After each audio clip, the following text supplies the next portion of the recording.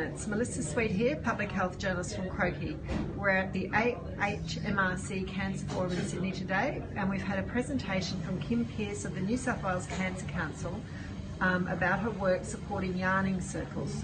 Kim, can you please introduce yourself, tell us a bit about who you are and what this work has involved? Thank you, Melissa. Yes, my current role is as a coordinator of the Cancer Support Group leader programs, and that's embedded in the peer support programs. So I work with other programs that are also providing peer support in the community as for people affected by cancer.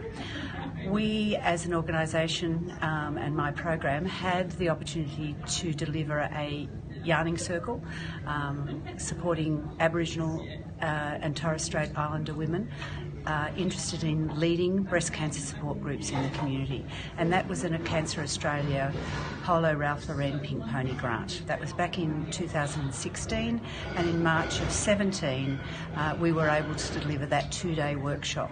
My colleague Sally Carveth and myself delivered, but were co-facilitated with Munya Andrews, who is an Aboriginal woman who over the 2 days worked with us to work with a room of 16 Aboriginal and Torres Strait Islander women, mainly from Aboriginal health sector, medical sector, and looked at enabling these women who participated to go back to their communities and deliver.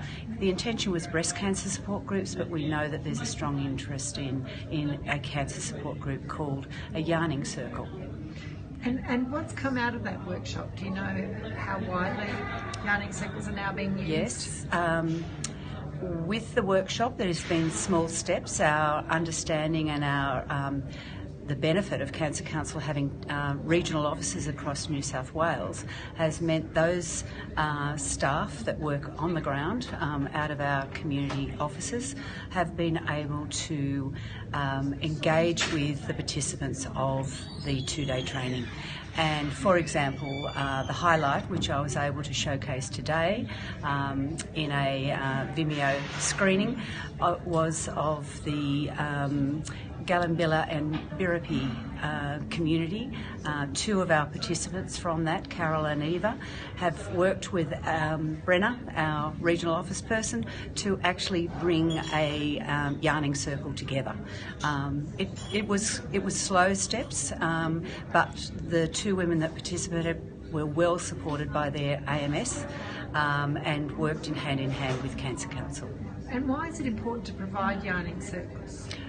We know that the opportunity to provide a space for the voice of people affected by cancer, we call it peer support, and that is the focus on the programs that I'm working in, that we can, the benefit of allowing people affected by cancer to share their experiences, to feel less isolated because of that sharing, to learn from one another, whether it's practical issues or learning ways of just living with their cancer diagnosis, whether it's during treatment or after treatment, can you be a valuable space. And in that space of a group work where people are sharing stories, that can sometimes be a very easy, less threatening way of people hearing people's experiences and taking that home with them.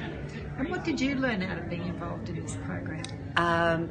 For both my colleague Sally and I, even leading up to the whole process of recruiting through our Aboriginal communities in New South Wales that we were aware of, was the understanding around how to approach the communities, go through our regional offices, how to invite people into the training. We understood fairly quickly we needed to change our way of usually delivering a training, very much time-based and quite didactic, and we had to move away from that space and appreciate that we had to be more diverse, be more flexible. Probably one of the key things that Sally and I embraced in the day as well was the opportunity for using art and craft to allow the women in the training to express their understanding of what they were learning in the two-day training. And we've just we're at sort of towards the end of the first day of the forum here. What have you taken away from the discussions this morning? What are your key reflections out of a diverse program? Key thing is hearing the opportunity to hear the Illawarra Aboriginal Health and Medical Service present. I'd actually met the two women. They actually presented and participated in our 2-day training, so they were our gift because they were already delivering a yarning circle down in the Illawarra area.